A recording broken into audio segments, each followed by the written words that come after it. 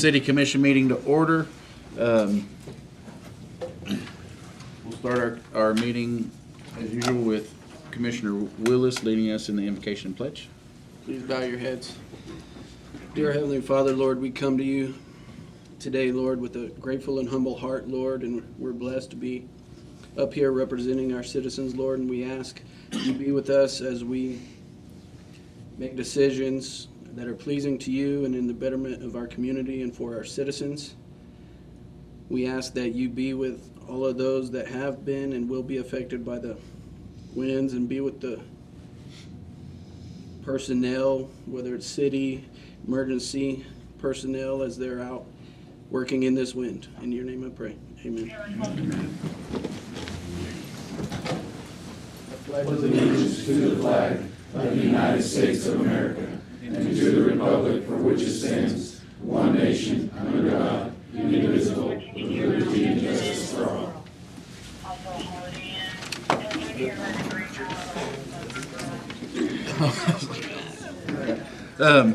We do have a new item, which I think is for the records of a roll call. So I'm assuming Commissioner Place 1 is here, Commissioner Place 2, Mike Barr's here, Commissioner Place 3, Justin Willis is here, Commissioner Place 4, Tommy Brooks is here, City Attorney's here, Financial Secretary, City Manager, and our City Secretary are present and accounted for. Mayor, you got the places backwards. Well, Starts over here. flip those places. It's the first time. Start with 4 and go to 1. All right, we'll lead off with, we've got a special proclamation and presentation today.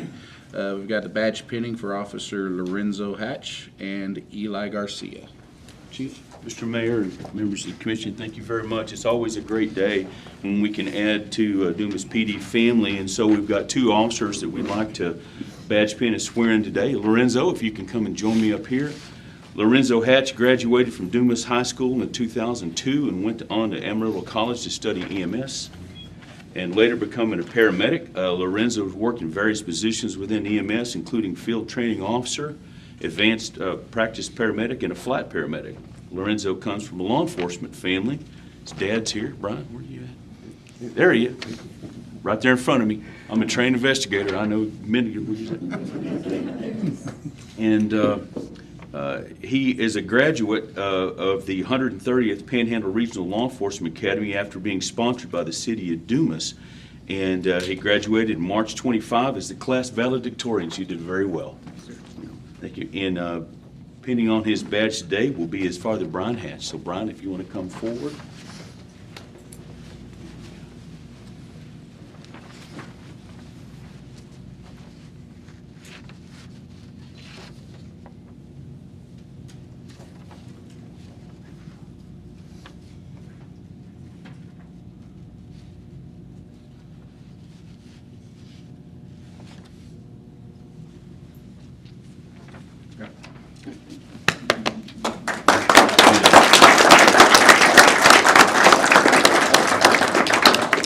You'll come on up. Eli Garcia was born and raised in Dumas, Texas, graduated from Dumas High School in 2018, and moved to Kearney, Nebraska in 2020. Eli moved back to Dumas in the summer of 2024, and he married Melissa in 2020. Melissa, where are you at? There she is, right there. Melissa, yeah, and they are now expecting their first baby. Oh, that's nice. You know, kind of getting it all done at once, aren't you? So, Eli was sponsored also by the city of Dumas and graduated from the Panhandle Regional Law Enforcement Academy at Amarillo College in March of 25. And his wife, Mel, is going to pin on his badge. So, Mel, if you'll come on.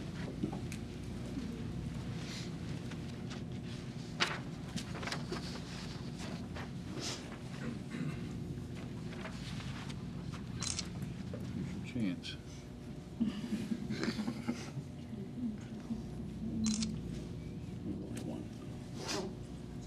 You can just push there.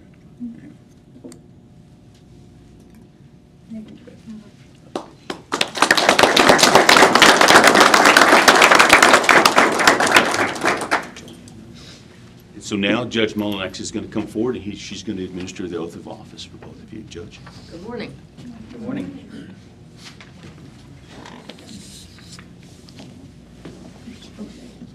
going to read this, and when I pause, if you'll fill in your blank, your name in the blank space, and your place of employment. Okay? Let's get your statements. This is your statement of appointed officer. If you'll raise your right hands. I Lorenzo Hatch, Eli Garcia. do solemnly swear or affirm that I have not directly or indirectly paid, offered, promised to pay, contributed, or promised to contribute any money, valuable thing, or promised any public office or employment as a reward to secure my appointment or confirmation thereof, so help me God. I do. This is your oath of office. I Lorenzo Hatch, do solemnly swear or affirm that I will faithfully execute the duties of the office of Police Officer Police officer. Dumas, PD. of the state of Texas and will, to the best of my ability, preserve, protect, and defend the Constitution and the laws of the United States and of this state, so help me God. I do. And this is your oath to the Dumas Police Department. I Lorenzo Garcia. Hatch, do solemnly swear or affirm that I will faithfully execute the duties of the office of police officer of, Dumas Dumas Police Department. with the city of Dumas, state of Texas, will to the best of my ability, preserve, protect, and defend the Constitution of the United States and of this state. I will faithfully enforce all applicable federal, state, and local laws, codes, and ordinances without partiality or prejudice, to the best of my ability. I will faithfully respect all applicable constitutional rights without partiality or prejudice, to the best of my ability. I will obey the orders of the officers appointed over me according to the directives of the Dumas Police Department, and I will abide by this oath. So help me God. I do. Congratulations.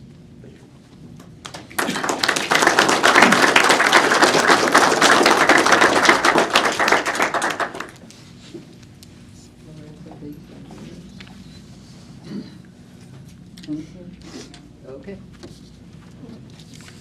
And these are yours.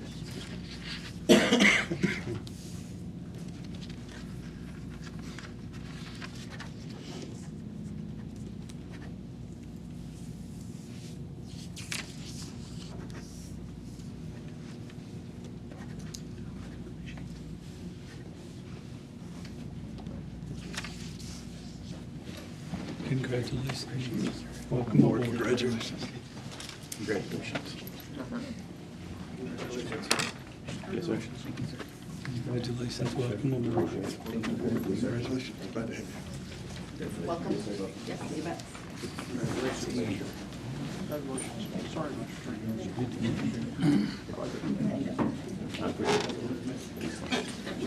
Always good to have new officers. Welcome aboard, Hatch and Garcia. Congratulations.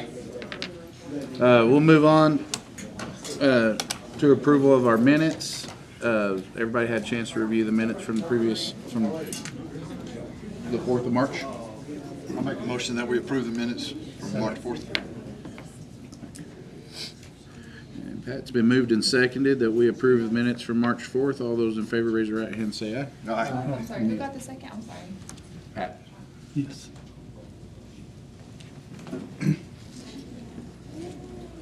I'll move down a little. I'm sorry.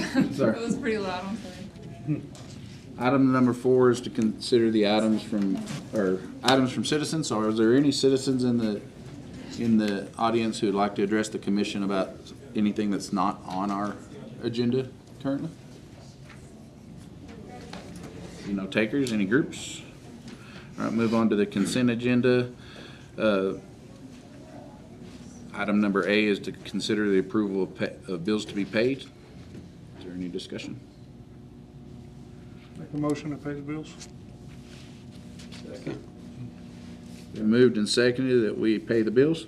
All those in favor, raise your right hand and say aye. Aye. Any opposed? Motion carries. All right. We'll move on to our formal session. Item number 7 is to consider the approval of project graduation 2026 traffic route for the prom on April 5th, 2025. Chief Court? Andrew. Yes. Good morning. So I know it's kind of confusing. Project Graduation 2026, the junior class are the ones that are actually kind of hosting prom. The school is actually starting to step away from actually doing the prom stuff, and it's going to be more of like the parents of the junior class started to host prom events. So that's why it's stated that way. So yeah, they're hosting the Dumas High School prom for 2025 at the Moore County Community Building. That event will be April the 5th at 7 p.m. to 11 p.m. In past, I know that y'all see the map that I actually sent out. Okay, so that way we can go over that. So there's always high volumes of traffic, people wanting to watch them walk in, do all the red carpet and do all that. So we're going to do that following route that's in there. We've done it before. It would have been the 2022 prom route that we actually kind of did this same exact route. It helped out a ton with traffic. So yeah, in preparation for all this, we'd like to use the east side of McDade Park where the that bar fencing is across there to keep people from pulling in right there. So we'll open that up. We'll have 4 staging lanes where the participants of prom will come in the north side of McDade Park. They'll come into one of those lanes, and we'll spread them out that way so we can kind of hold that high volume of traffic waiting to get in line to go through the entrance of prom. As they come out, there will be a police officer that's stationed right there where that little circle and X is. That's going to be a police officer that's going to be watching the eastbound traffic and also allowing cars to go into that flowing lane that we're going to have running east on 16th towards Maddox and then south in the outside southbound lane of Maddox. So we'll also have another police officer right there at the intersection of 16th and Maddox. They'll be blocking the outside lane just north of that intersection. That way they can just watch and make sure traffic is still flowing at that intersection freely. People will still be able to pull up and stop, right there at 16th and Maddox. That officer can even help them get out into traffic going north or southbound. It'll still leave the inside lane of southbound Maddox open. It'll leave both northbound lanes of Maddox open as that traffic flows through there. The only thing that we'll need help with is cones. We don't have that many cones for all the needs of that. So we'll just need cones to go through and block off and help going right along 16th to kind of use that curb as a lane and open up the middle part of that roadway so traffic can still flow right there. And then also cones running south from 16th and Maddox just down to that first entrance on the south side of the community building.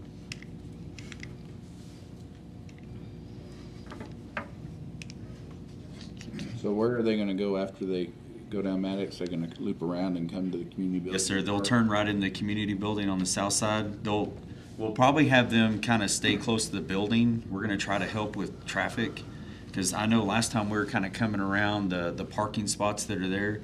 So we're gonna have them kind of go a little bit closer to the building and then turn kind of up and then turn back right in front of the doors. And then they'll get out right there and then they'll do the red carpet. We're gonna still try to do 2 drop-off spots for valet, so that way we can flow through twice as much traffic of kids actually getting out of vehicles to go into prom, and then they'll start parking just right in the dirt parking lot for the football field. Yes, sir, on the northeast corner of the football field.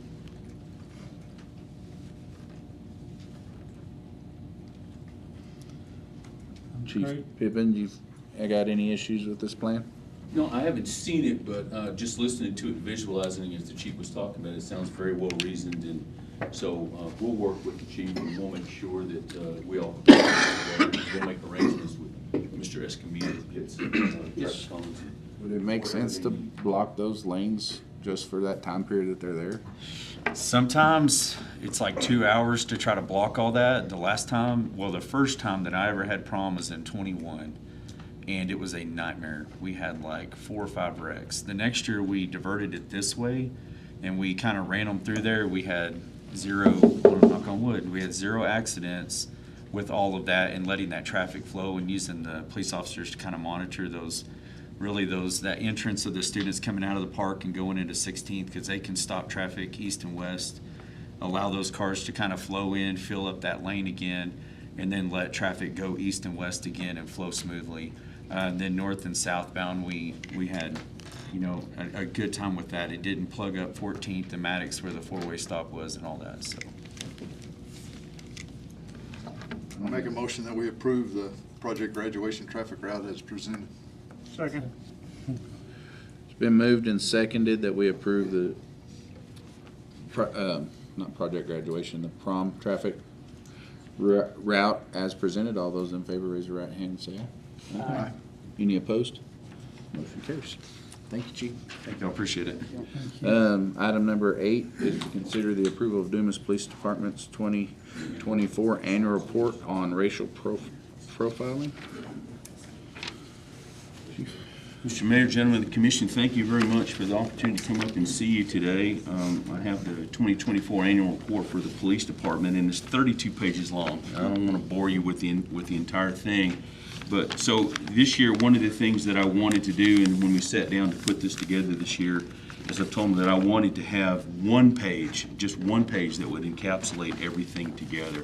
And so I didn't realize, I knew that we had had a pretty good year. I didn't realize we'd had quite such a good year until we actually put this together. So I'd direct you, if I could, to page number 2. It is basically the key takeaways from the metrics that we had for 2024. And again, I mean, all of it is there for you to look at. But just almost without exception, it was a very, very good year for the city and for Dumas PD. Violent crime itself is down 8.1%. Rapes, robberies, homicides, assaults, these sort of things, violent crime, those things are down significantly. Auto burglaries are significantly down. Major crime, including some of the things I mentioned, all of the some of the what used to be Part 1 crimes are down over 15%. Property crimes, all of the cumulative property crimes are down 17%. Our calls of service are down 11.4%. People, there's less crime, and so people are calling us less. They have been calling us less and less over the last few years. The incident reports year over year are down 12.6%, which is a good thing. It continues a good trend, but the detective cases assigned are up 10.6%, which means that even though we're getting fewer cases, we're assigning more to detectives, and that's a direct result of having Detective Perez assigned to detectives for the entire year. Detectives themselves were able to work a lot more cases and solved and cleared a lot more cases because we had more detectives working them. And so we had less crime, but the crime that we did have, we solved more of it. So that was a good thing. Probably one of the things that we are the most proud of is we had an increase in citations. We give citations and warnings to people, but our citations themselves increased last year 21% year over year. And almost exactly in the same percent, the number of collisions decreased last year, 20.5%. And we think that is a direct result of increased enforcement, especially on some of the highways through town, First Street, Dumas Avenue, in that area. We have managed to not only had a good impact there, but we had a significant increase in collision injuries. The injuries are way down, and even the property damage, as calculated, is significantly down. So we think, it's not a matter of I know that the young men and women that are working for us are working hard, and they're doing a very good job for us here. And 2024 is a very good year in the city. And so I'm very proud of the work that they're doing. So I also have the racial profiling report to go into, but is there anything that I could comment further on that? No, Chief, I was just curious about the increase in the cases that the detectives have. We have a lot of open cases, uncalled, or. Well, we always have those, and it fluctuates according to what kind of case it is, and but the increase in cases solved. If you look, there's a graph back on the back when it talks about. Let's see if find it. It should be there. Let me see if I can find the right page. Okay, so if you look at page number 21 and 22, there'll be detective assigned cases. We had an increase of 91 cases.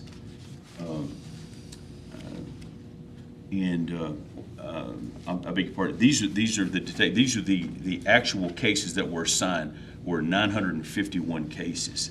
And you see, Perez is the one that we added for the entire year, and he carried the bulk of those.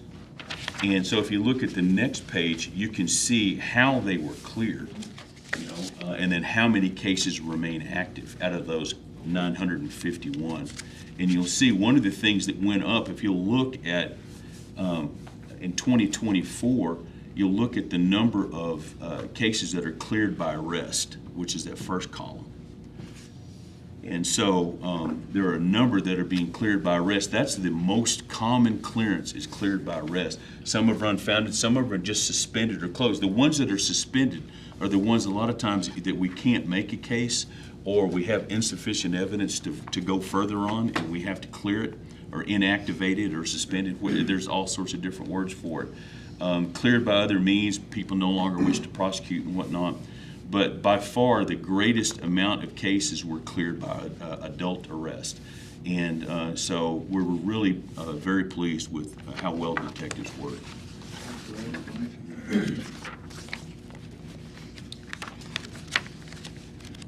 I'm also required by law each year to bring before you our racial profiling report.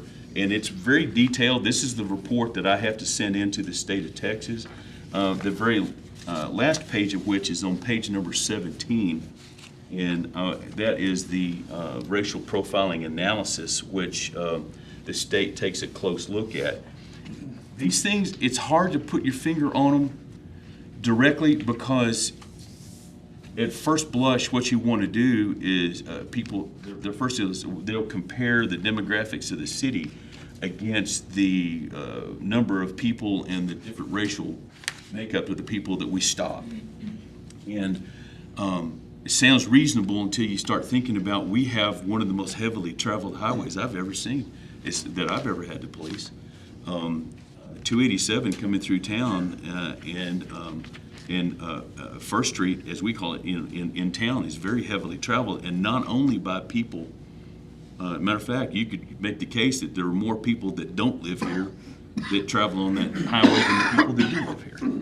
But in this case, in this particular year, if you'll take a look, we had of the number of contacts that we had for Caucasians in the city, it was 34.2% with the number of contacts we had. In the city of Dumas, the number of Caucasian people that live here are around 29%. So that's really fairly close. If you look at the number of Hispanic people that were stopped by officers in 2024 is 53.7%. And the number of Hispanic people that live here in Dumas is 59%. So we're really pretty close to the racial makeup of the town. As a matter of fact, as far as racial makeup, and there are 47% female people that live here in Dumas, and 53%. We outnumber the girls 53 to 47% here in Dumas. The department itself, we've worked hard to try to make our department reflective of the community that we serve. In our department, there are 32 people currently working there. 53% of the department is Hispanic, 47% is Caucasian, and 44% of them are women, and 56% are men. So we're very much in line, I think, with the demographics of the city. And whenever people see the police officers of the city of Dumas, they see themselves. They see what they see every day. They see their neighbors and stuff. We've also worked hard to try to, like Lorenzo and Eli, we tried to turn more Dumas people into police officers, even though we're very happy with the ones that we brought in. But our continued and long-term success is going to be turning people that live in Dumas into officers, not trying to turn officers into people who live in Dumas. So all in all, I think 2024 was a very, very successful year. for the police department. I'm very, very proud of the work that they've done, and they're excited. They're enthusiastic. They like working with each other. They like the city that they work in. They try to have as good a time as possible for still being able to work. And we've, knock on wood, it's been a long time since we lost any of them. So we've done, I think, a pretty good job at hanging on to the ones that we've got to try to retain those folks. And so with that, I guess that would really conclude my report. I want to try to be as brief as possible. Any questions for Chief? No, I'll call out the ACO, because it's always amazing in this report every year, how many phone calls they respond to. Crazy. You're exactly right, and I was remiss in that. We have an amazing, in the report itself, in the body of the report, on one of the pages, it talks about the things that we've done at the ACO. One of the things we did is we in 2024, we changed the signage to correctly reflect the fact that that is a City of Dumas run operation. The property, the building, the operation itself is the City of Dumas. And now the signage properly shows that. The street department, thank you very much, helped us erect those signs and stuff, not only on the monument out front, but also on the building. Since that time, the girls have worked really hard. Street department helped us again. If you've looked at animal control lately, you'll see that it's got a brand new exterior paint job. That that orangey looking, brown looking, industrial looking paint that was on there. And now the two-tone gray is reflective of the park awning that was back in the back, and it matches that, and it looks terrific. So thank you guys very much for helping us with that, Jose. Jose and his people did all that work for us. Also in 2024, we put up a new fenced Sally Port area to help the girls control the animals whenever they bring them in. Also, thanks to Street Department for putting that up for us. We've had volunteers come out to paint on the inside. We've made some improvements. We made a lot of things happen out there because the girls deserve it. They work very hard, and they do a lot of work. It's an amazing the amount of calls that they get. As always, great job. How close are we to fully staffed? We have one opening. We've had one opening now for several months, and we've been working to try to fill that. Awesome. There wasn't that long ago we were way understaffed. So At this point, more than half of the department I've hired since I've been here in 2.5 years. So when we got here in December of 22, we were out of 33 people, we were 13 short, and most of those were officers, almost all of them officers. So we've come a long way, but the main thing is we want to really work on retaining the ones we've got, because we've had to move. We moved a few out that just weren't on board with which direction we were going, and they're off and doing other, good work other places. The ones that we brought on board, we're keeping them. And so that's what we want to do, is long-term employment for them. The last thing I want to mention is we got a new canine last year, if you remember, Canine Storm. She is a very enthusiastic and kind of a high-energy animal. Is that the best way I could put that? Absolutely. And she, we had a pickup truck that Sergeant Sladick was driving as the handler that was never really designed to be a canine vehicle. And Canine Storm, she spent some of her time eating part of the vehicle, and so we had to fix that. And it was, so we ended up coming up with a solution. We could not afford over $100,000 for a new canine vehicle, so we had to scramble and figure out a way to make this happen. So we ended up swapping a detective unit that was a police package Tahoe that a detective was driving. We swapped him out of that, and we fixed the inside of the pickup truck that she was driving, turned it into an unmarked vehicle, and he's very happy with it. And then we took that Tahoe and all of the canine equipment available in the country. You can buy things for trucks, but they're 3-4 times more expensive because they make so many more for Tahoes. It was really super cheap in the grand scheme of things to turn that Tahoe into a canine unit. Not only do we do that, but we also managed to find someone here locally to do the upfitting. We're very happy with how it turned out. We've got the new canine unit now outside. If you didn't get a chance to see it on the way in, we'd encourage you to take a look on the way out, because I think you're very happy with it now, are you not? And Storm is... She loves it. Okay, I'll take your word for it. Awesome. Thank you. Any other questions? Thank you. All right. Do I have a motion to approve? I'll make a motion, we approve the Dumas PD 2024 annual report on racial profiling. Second. Been moved and seconded that we approve the Dumas Police Department 2024 annual report and racial profiling report as presented. All those in favor, raise your right hand, say aye. Aye. Any opposed? Motion carries. Move on to item number nine, which is to consider the approval of planning and zoning case 335 or 336. Mike? Good afternoon, gentlemen. Buildings Department is just requesting that the commission approve what the Planning and Zoning Commission has already approved, those two cases, 335 and 336. For one of them was Raul Barunda, who was looking to develop at the north end of town, a mobile home park.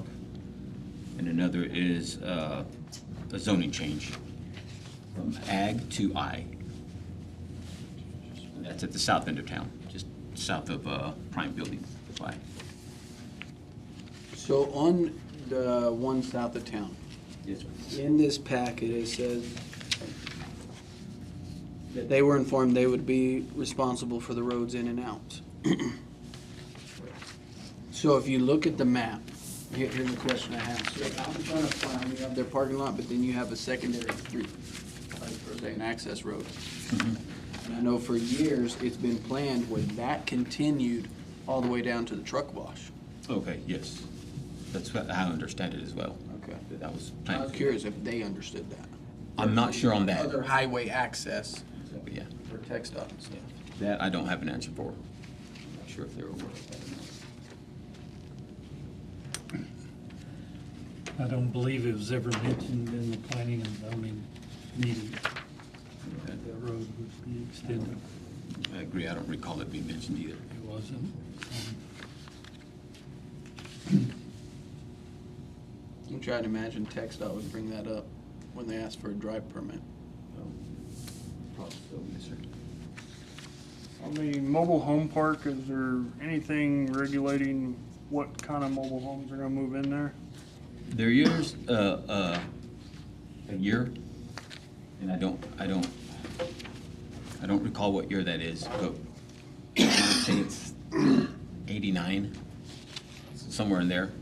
But we've also discussed in the buildings department, maybe also with the planning and zoning, maybe bringing that year up into somewhere to the low 90s to kind of keep everything for the reason of not. Well, there's some areas out in the county that's got some pretty bad looking Yes, sir. mobile home parks. I'd hate to see that as you come into our city. Exactly, yes, sir.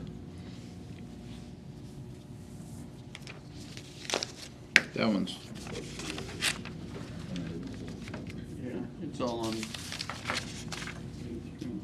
Oh, is it not? I don't. No, Okay, I'm it's, sorry. It's back north of 8th Street. yeah, it's right there along that one. What's that, it's just north of that one that's already there on like Meredith or whatever it is. Yeah, that's right across the street. Probably both outside. So, And there, I did find out in doing some research, there are utilities running that border the west end of that property. So that gentleman would have access to water, wastewater and There's sewer and sewer. And yeah, the gas department just, last summer ran that loop south, or from the north to the south that borders this property as well.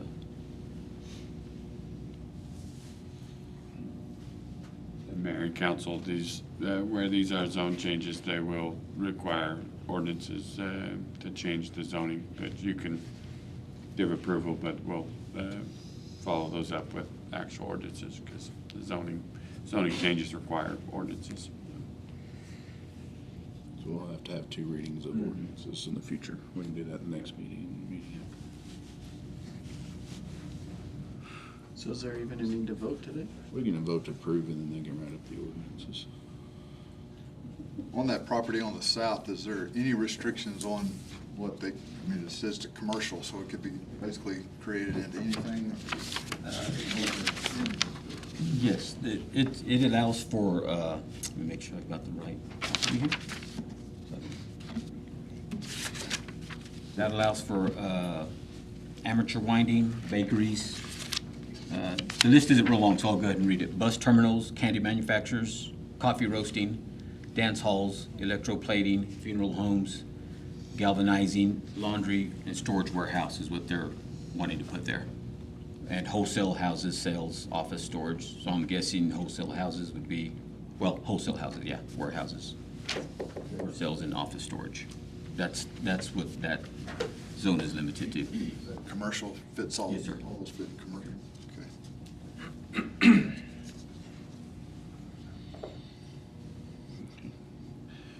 So if we approve this, basically the process is when we do the ordinances, if somebody comes and they don't like it, we can always, Yeah, I mean, this is not final until ordinances are passed.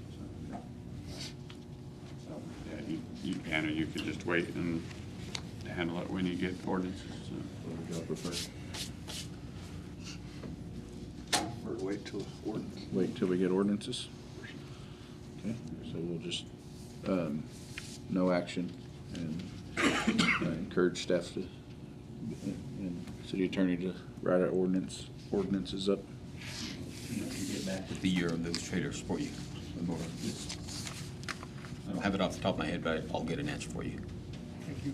Yes, sir. Anything else, gentlemen? No, thank you so much. Thank you for your time. Item number 10 is, let me write my notes down here. Item number 10 is to consider the approval of reappointment of park board members and their terms drawn. Mike? Thank you, Mayor.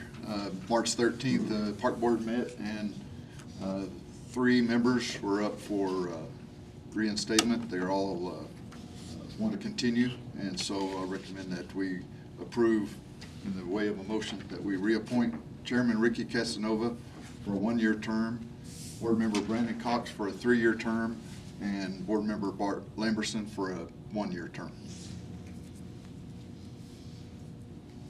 I'll second that. It's been moved and seconded that we approve Ricky Casanova, Brandon Cox, and Bart Lamberson to reappointment to the park board as discussed. All those in favor, vote aye. Any opposed? Motion carries. We'll move on to item number 11, to consider the approval of Forvis Mazars LLP as auditors. Shannon?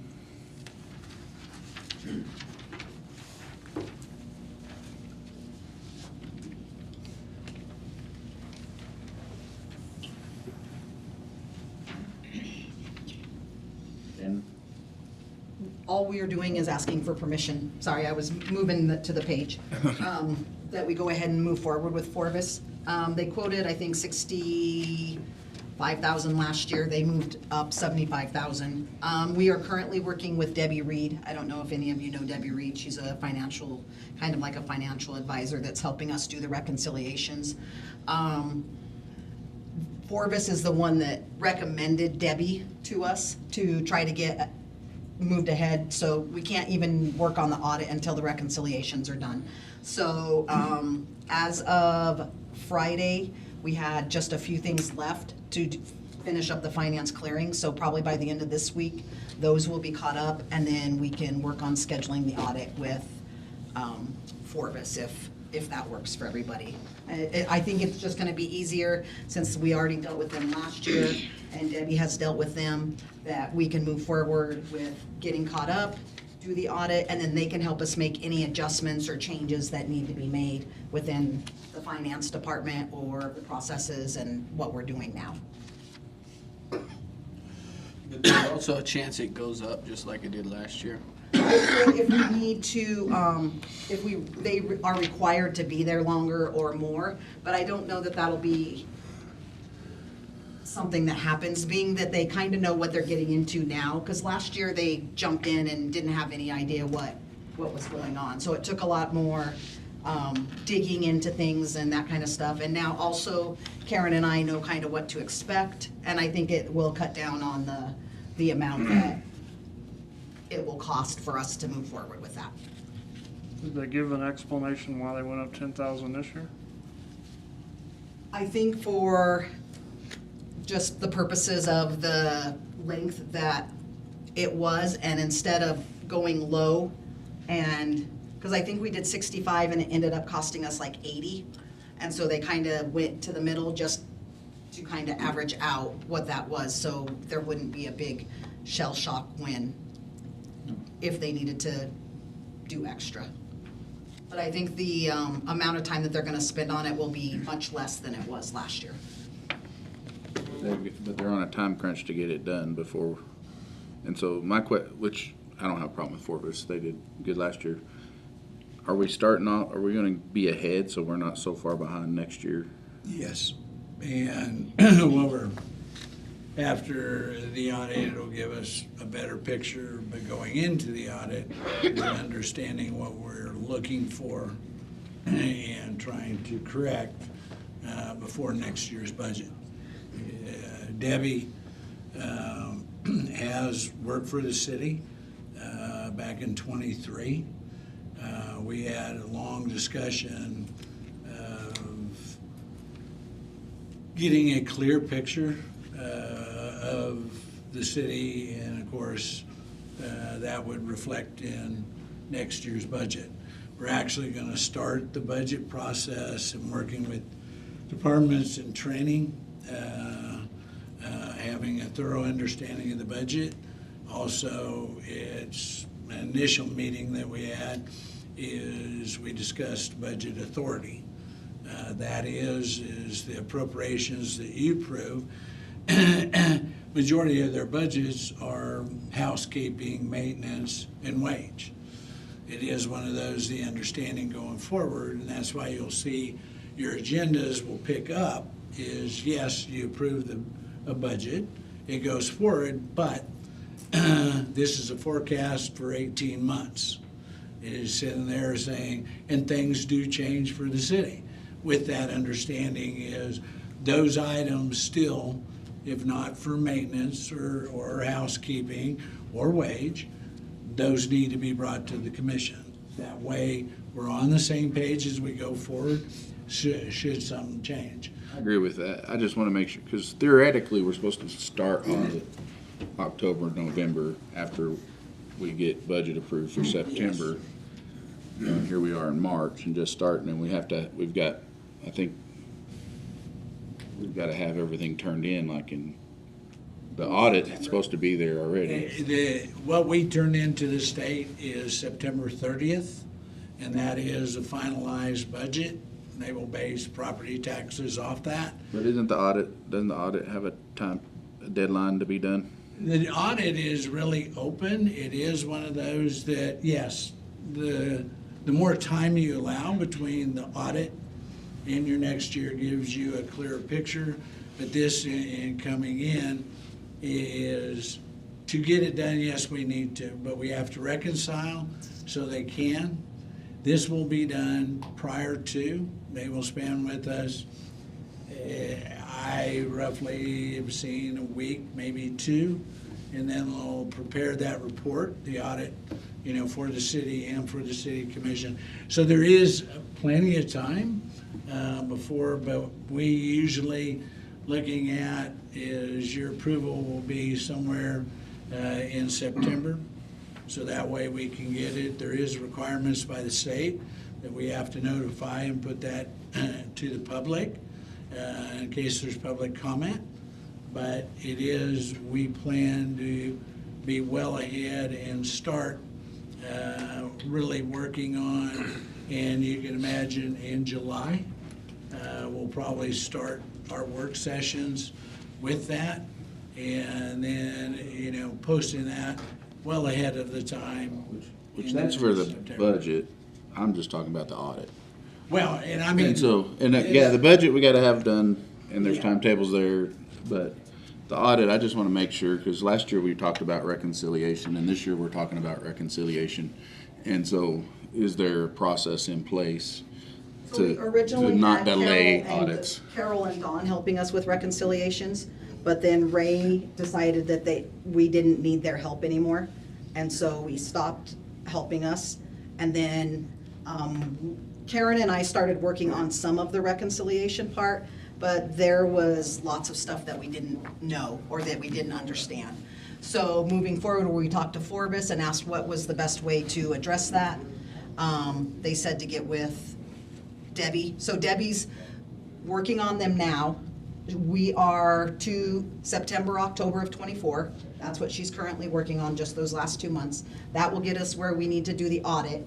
And then she's gonna come back and she will teach Karen and myself how to pull the reports, how to look at everything, and then we will start doing the reconciliations. We'll have November, December, January, February, March. And then I'm already working on starting on April. I know we don't have numbers carried over, but we can already start the daily, weekly. And once we get caught up where we're reconciling daily and then reconciling weekly, the monthly will be a lot simpler. So we're just trying to get caught up first so that they can do the audit, 24 audit. And then Debbie's gonna come and help me and Karen, and we're gonna work on getting caught up so we're in the month that we're supposed to be in. Maybe over the next couple months, maybe one meeting a month, is there a way that you could possibly give us an update of where we are to getting current recommend? I think that would be more than fair, and like say, going into this and now better understanding the question. That is, I think we have to communicate more because it is finding our financial position. And especially review of the audit review of 2024. And I think that is, we can do a staff update and kind of let you know as we go on. So remind me, so it's 75 total, 70 for the city and 5 for EDC. So does the EDC pay that 5? Yeah. So 70 on the city then. City's a tiny bit bigger than cities. Yeah, I just remember if we footed the bill for the EDC into the city budget or if that came out of there. No, it's in the EDC's budget. And that 70 is if they don't have to do anything extra. It's a moving target. With Debbie working, there really shouldn't be any extra. Correct. Yeah. In this, it's saying that there could be more if there's inaccuracies, the staff is not responding to their inquiries, or And that's what untimely filings or an inability to meet other deadlines. So it sounds like if we do our job, Right. we'll keep it at 70. And that was the hard thing, because again, Karen and I were new to that. Forbes had a completely different process. We uploaded files and trying to find stuff, and we've got a little bit better idea now. We've got boxes, files where we can access them. And from what we learned last year, we've started new files, so we're like, this is where we'll keep this information, so when the auditors ask for those things, we know where to find them. So it'll be a lot smoother. Any other questions for Shannon or on the auditors? I'd make a motion that we keep Forbes Mazars as our auditor, and accept the bid as presented. Second. It's been moved and seconded that we keep Forbes Mazars LLP as our auditors and approve the bid as presented. All those in favor, raise your right hand and say aye. Aye. Any opposed? Motion carries. Item number 12 is to consider the approval of fire department MES rescue equipment. Chief Shockey. Yeah. Chief shock. Good afternoon. Whatever you want to spend money. This was stuff that was budgeted, and what it is just replacing some old equipment we have. Airbags, we use them to stabilize vehicles, and the bags we have now, nobody even there remembers when we bought them. We're guessing sometime in the 80s. they're just like a tire. They're reinforced rubber. They're really, really thin. You slide them under something, you put a ton of pressure in them, and it picks things up. And the last time we used them on one of the truck wrecks, we noticed some weather cracking. So we thought it's probably time to get some new ones. The same thing, we used to have a truck that had a cascade system in it, and it's all high pressure, and then right at the very end it becomes low pressure. So as we got rid of the cascade truck, we had to make adaptive hoses to make it go to the new what we were using. And back then we had low pressure bottles, so we were having to buy multiple bottles to get enough pressure. And then we put a cascade system back on the truck, so we got to get rid of some stuff. Then the cascade system went out again. And now the air pack bottles we use are 4,500. So now we've got to where we carry a little bit of stuff over there instead of having to have an old truck there. But the 4,500 caused more problems because it's different adapters, so we had to make that stuff work. And the controllers, it's just old stuff. And this is just an upgrade, kind of for safety, more or less to move into the modern era. That's what the airbag system is. There's 5 different bags in there. They're all different sizes to fit different scenarios. The other thing, it's kind of a newer deal.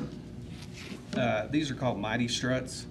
What we bought the first time these ever came out were called Rescue Jacks. And they're pretty much like an erector set and a trailer jack. Somebody's made a ton of money on it. It works. It's got 2 straps, like if something's sitting at a weird angle, you strap it to itself. And then you find the right pieces and you get them in the right kind of close, and then you start turning this jack to make it extend. And about the time you get it exactly where you need it, you're running out of extension. So you've got to sit there and run it all the way back down and change all these pieces and try to get them back in.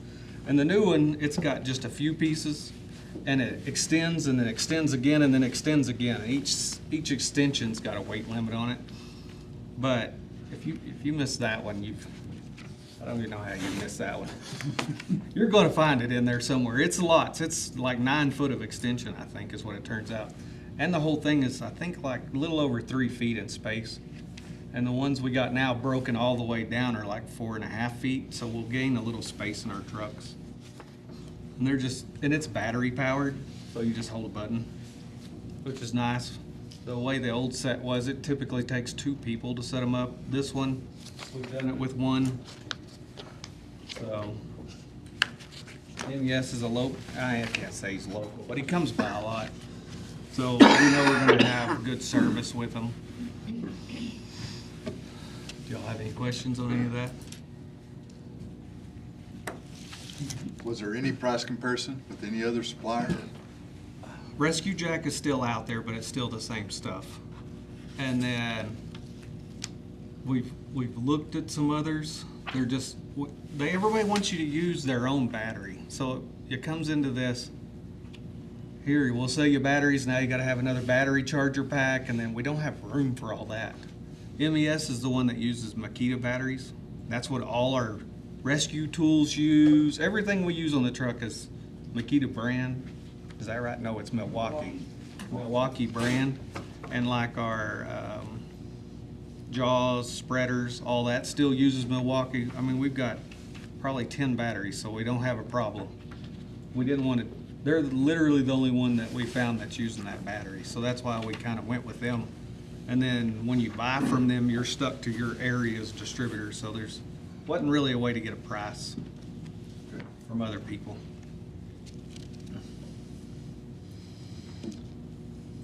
I'll make the motion to purchase the rescue equipment from MES for $18,102.79. I'll second. Been moved and seconded that we approve the purchase of the fire equipment from MES, the fire department MES rescue equipment as presented. All those in favor, raise your right hand and say aye. Aye. Any opposed? Carries. Thank you, guys. Thanks, Mike. Item number 13 is to consider the approval of siren activation component replacement. Mayor, Commissioners, before you have for your consideration is the siren activation component replacement. What this is, and I'll cut through, is we currently have 6 throughout the community, sirens that are not active. The other ones are in place and they are working as for the community.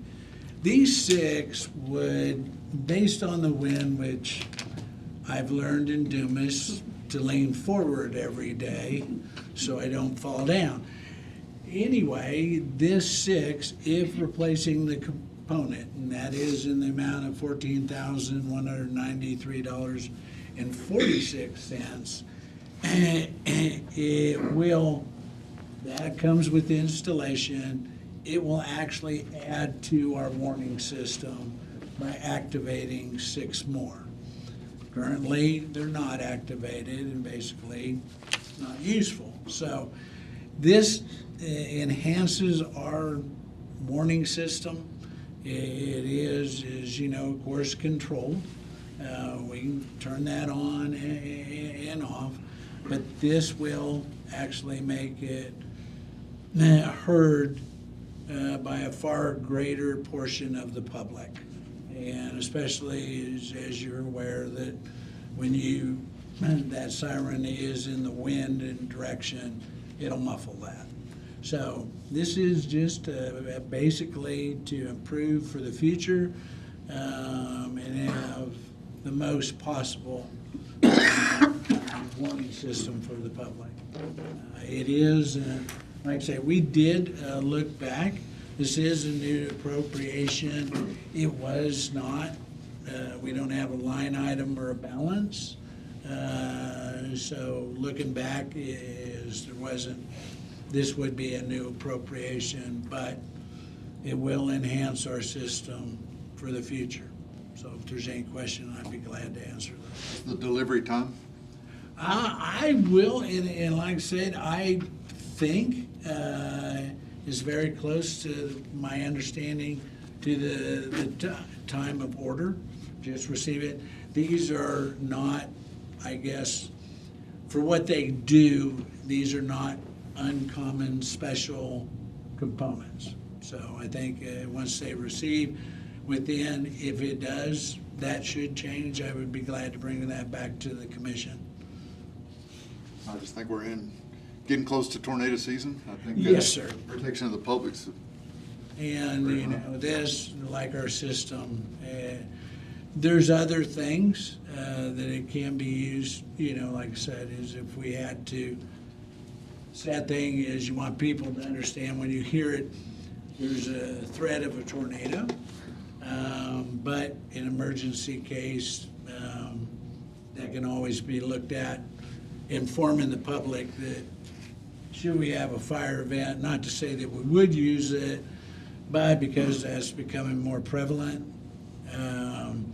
I do think they'll figure it out when they look up in the sky and they see smoke. But it is one of those, we don't use it for that, but just having this capability of reaching people, at least they'll know something is going on. But primary is the tornado warning. They're definitely important to have, but this, Tommy, refresh my memory. It seems like we had this exact conversation. Well, this is something we've been working on for well over a year. We got some sirens donated to us from Border that we thought the components from them sirens were going to fix our 6.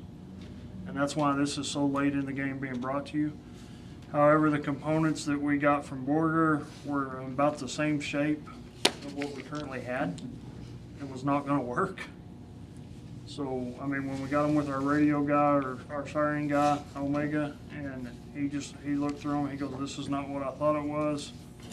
It's basically what you got now. The siren itself is good. The problem was the part in the EOC that activated the siren. It was actually bought at Radio Shack probably back in the 80s. And nobody can fix it and nobody can find a replacement. So we've got to either go this route and bring them up to modern day technology, or if we don't want to go this route, my suggestion would be take them down. not to stir up a hornet's nest, and I don't know that we need to take them down or anything else, or that we don't need them, but is this something that in the future, like the maintenance of these, that should be included in the emergency management budget? It was brought to my attention that this might be an emergency management item. The sirens in all three cities are owned by the cities. Okay. And used to in the past, and I had this conversation with Mark, but used to in the past, there was a line item budget in the city's budget for sirens, for maintenance. Somewhere along the line, evidently it's been taken Yeah, out. it is somewhere. I don't have any knowledge of that. And I know I've heard last sirens, there was some mention 2007. I don't know if that's means anything, being the new guy, but it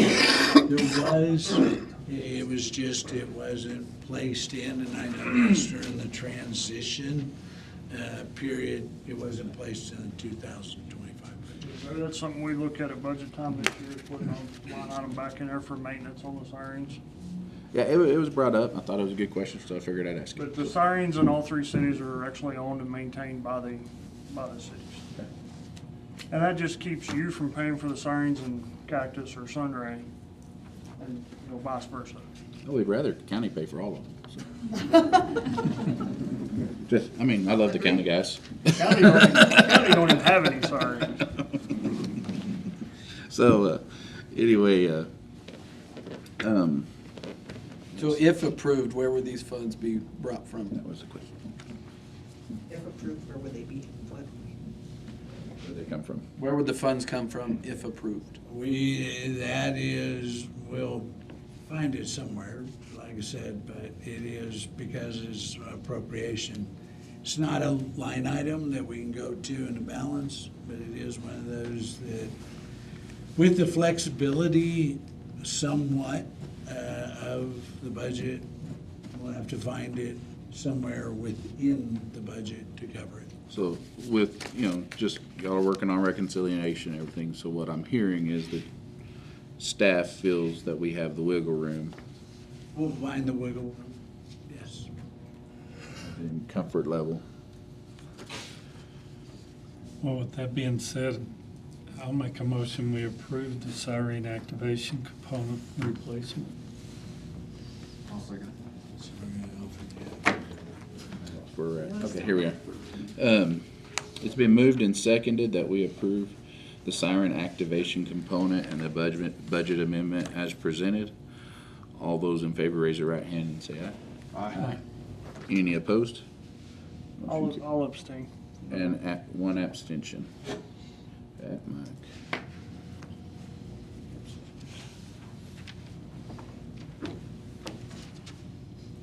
Okay. Motion carries. Trying to take good notes for you, Bethany. No, you're fine. Not that you'll be able to read them. Item number 14 is redirection on how to proceed with a bid withdrawn for metal enclosure buildings from Dumas Water Wells, or for Dumas Water Wells, sorry. Cedro? Yes. Well, as stated on the agenda, I'm looking for how you all want to proceed on this one. I've never done this before. Like you see, state right there, say that they declined this bid. The reasons are too many, but some of them are there on the agenda. So I'm not sure, how to proceed on this. Go to the second bidder, or I don't know. I'm not sure. So Our recommendation is just go out for bids again. So I have a question on this. So these numbers, and this is just looking back, should we have required a bid bond and payments and performance bond since it's over 50,000? Well, I'd have to look on if that's required. I don't know that for this type of project it is, for others it is, but you sure could add that in your,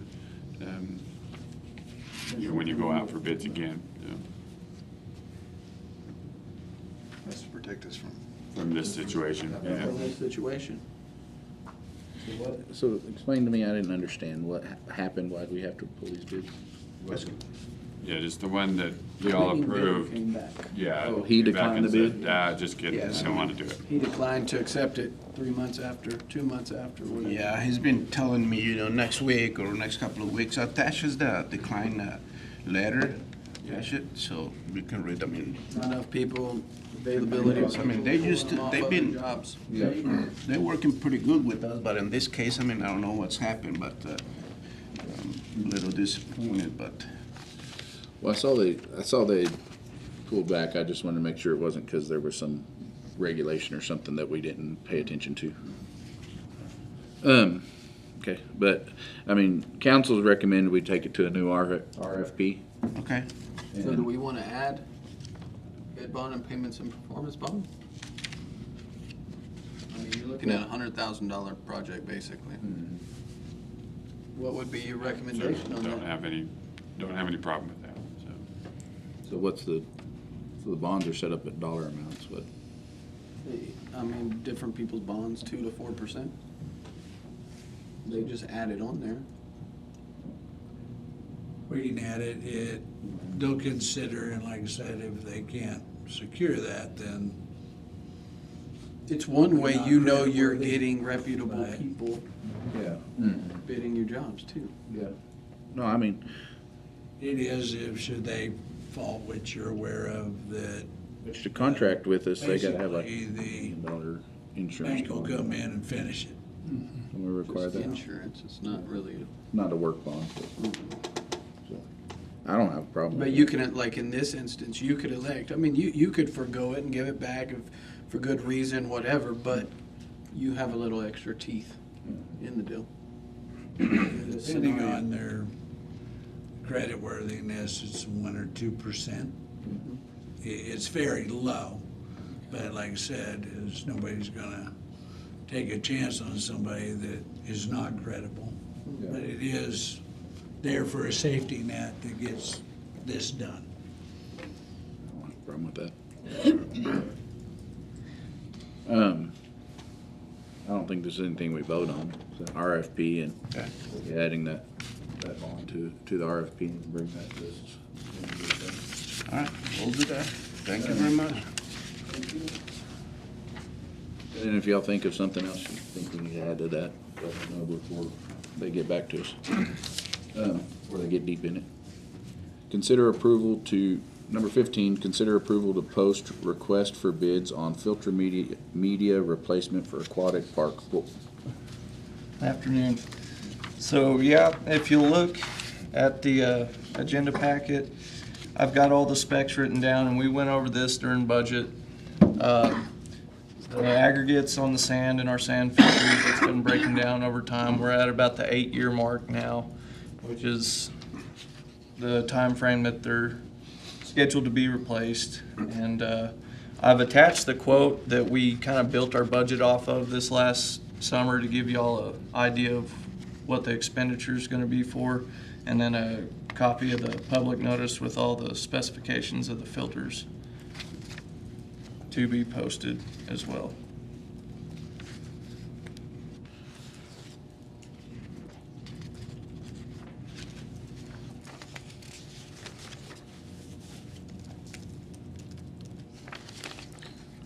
I'll make a motion to approve going out for RFPs on the filter media replacements for the swimming pool. Second that.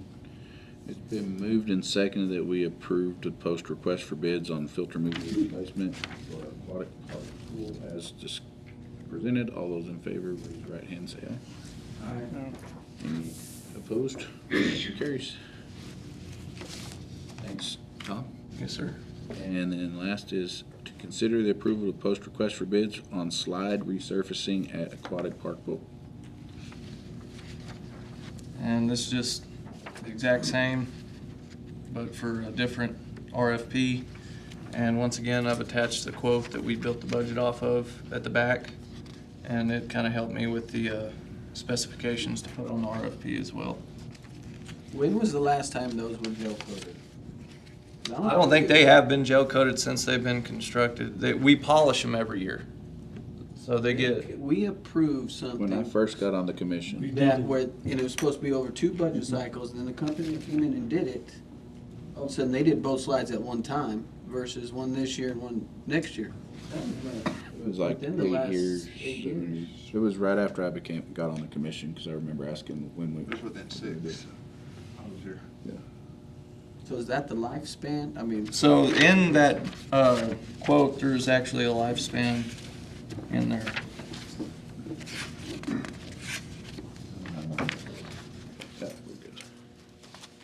So there's a 5-year warranty on the paint for adhesion on the water slides, a 1-year on the columns and kiddie structures, and 5-year on the structural fiberglass refurbished, not to delaminate.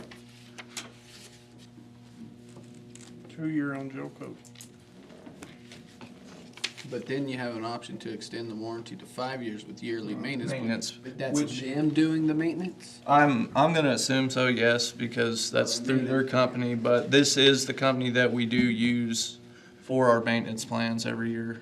They're a very reputable company, and that's all they do, is work on water park slides. How much is the extended warranty? Well, so it's about 10,000 a year to have them come in and polish and seal again, and that's the yearly maintenance plan.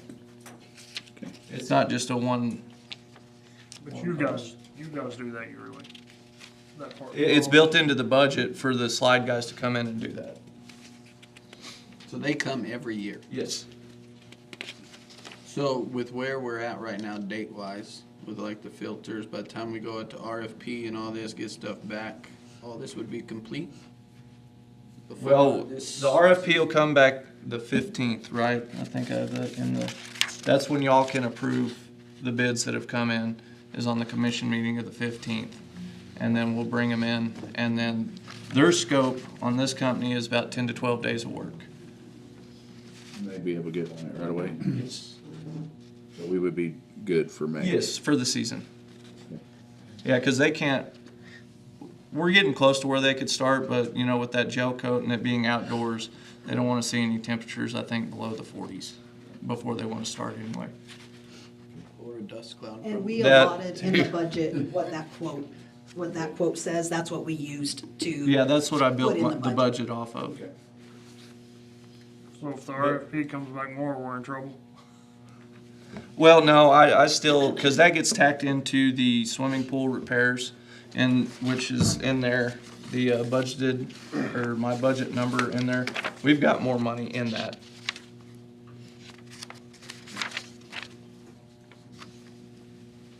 Make a motion that we approve to post RFP for the slide resurfacing at the aquatic park. Second. It's been moved and seconded that we approve the request for RFP for slide resurfacing at the aquatic park. All those in favor, raise your right hand, say aye. Aye. Any opposed? Motion carries. Thank you all. Thank you, Tom. Thank you.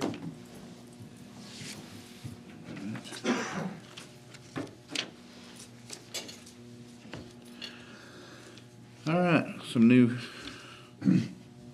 item number 17 is, I guess, anything the city staff has they need to talk to us about? Anything new? Item number 18, city manager.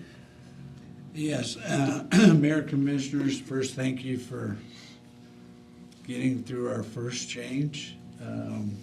Since you're the professionals, I don't think anybody noticed anything. And this is, like I say, is just to get a structured format. It gives us more opportunity for presentations and all those going forward.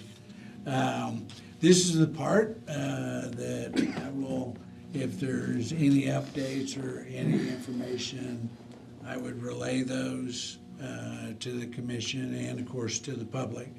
I also would thank staff for what they're doing. We are moving ahead.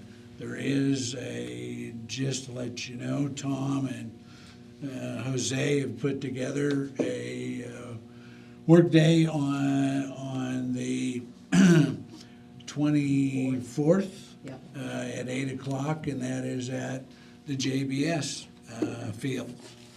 And staff will be out there. It is one of those, this is no additional cost. Their wage is budgeted for the day, but all departments are welcome. It is, we will not sacrifice public service to do this, but if there is some spare, we're gonna get to work at 8 o'clock and get things ready for the season to start. Their opening, which you're aware of, is March 29th. So this will be right before that, but we're already doing things out there. This is just where we'll come and make it shine a little better.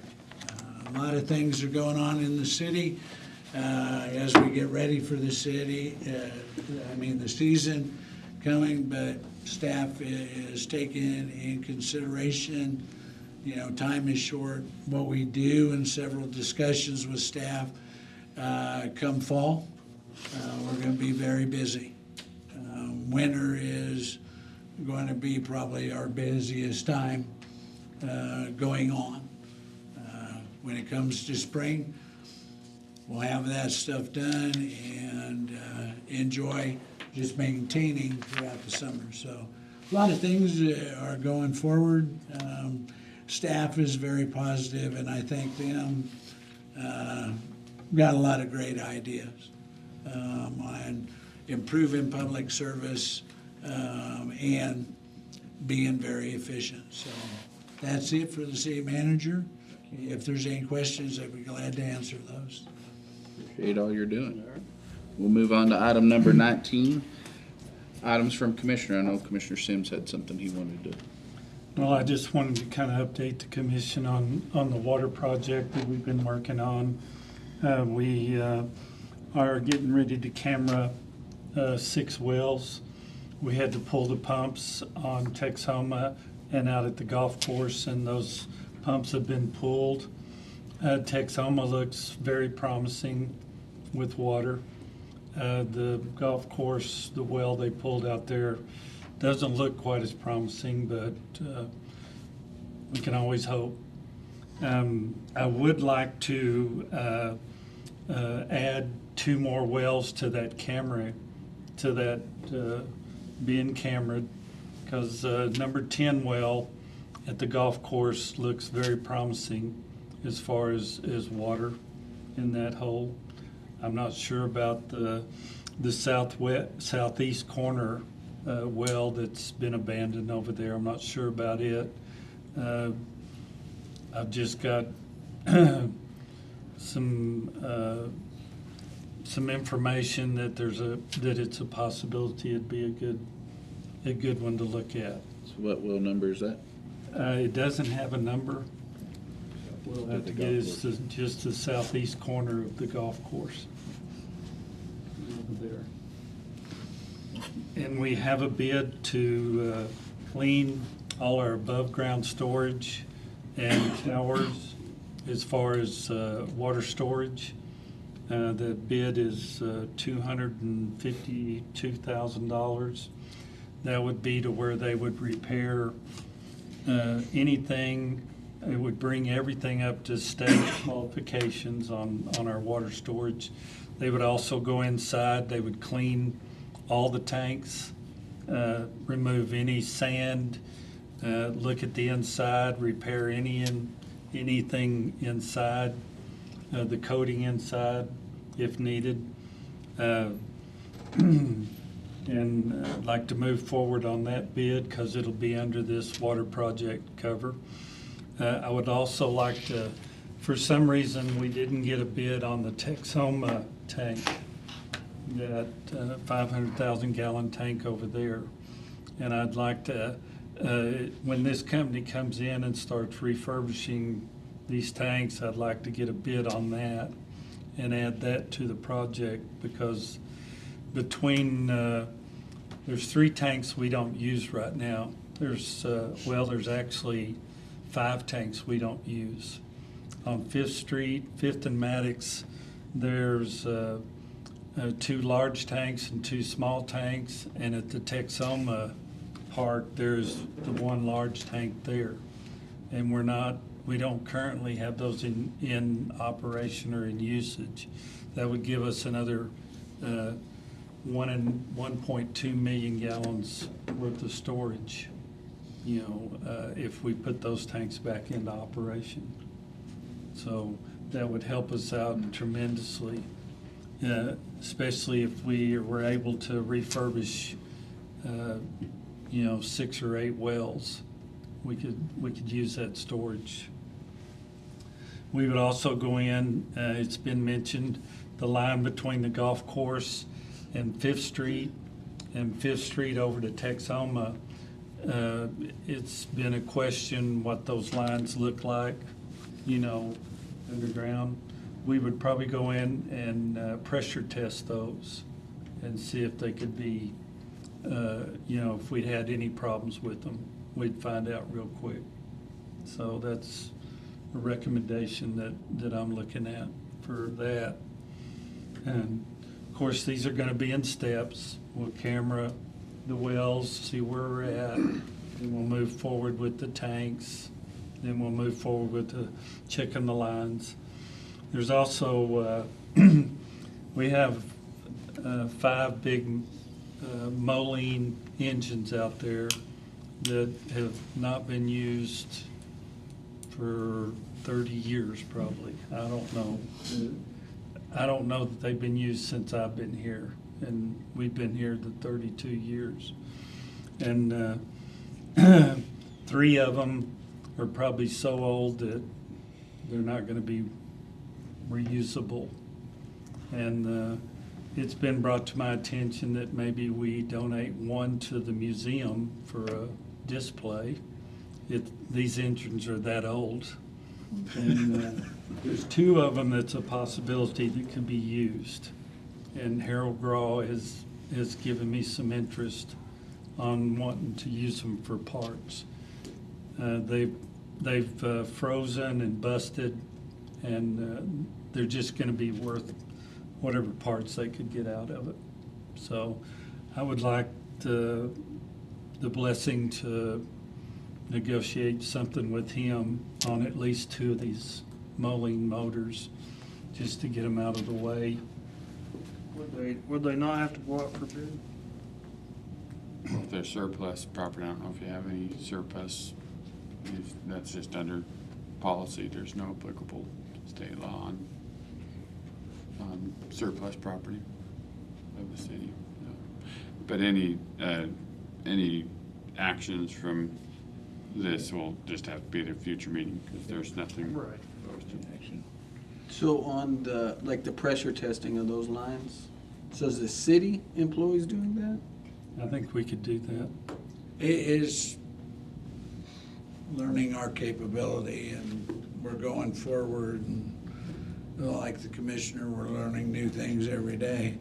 And so far it's been positive to add to our system. So anytime we can do something in-house, we are gonna do it.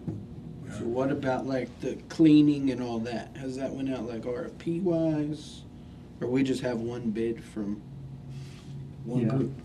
We just have the one bid, and it's a company that comes in every year and inspects our tanks, to keep us in compliance with the state regulations. And this is the recommendation of this company from their inspections that we need to do these things to keep in compliance with state regulations. Is something like that, something that would have to go to RFP? I would think so, yeah, I mean, with the amounts that you're looking at. Okay. First I want to thank Pat. Commissioner Sims, sorry. He's kind of taken charge of the water situation, looking at our water rights, looking at our northern infrastructure. It's been interesting to me because, I think I don't remember if I was mayor or commissioner back when we were told Texoma and Fifth Street were unrepairable. But I'd like to know why, if there is one, why were they even taken out? yeah, exactly. And so the fact that they can find some of that, it's a significant cost savings if we can bring those up to developing, not saying that we shouldn't develop new fields, but if we can use existing infrastructure, it'll be significantly cheaper. And so, thank you, Pat, for heading up that charge. I'm interested I'll go last. Yeah. Yeah, you got anything you wanted to talk about? Yes, last week, Mr. Hall and I met with County Judge Rowdy and Zoom meeting, or go-to meeting with Chase from Furman Survey Company, discussing the 150-plus acres around Texhoma Park and south, talking about the title transfer with McDade, I'm sorry, with McDade, and the title transfer and cleaning it up with the exchange between the Dumas Independent School District and the properties that were co-owned with the county and the city. From years and years of research that's being done, Shane over at Shane Turner at Pal Abstracts helping do a lot of that research, which will help keep some of the costs down from the survey company. We learned that in that discussion.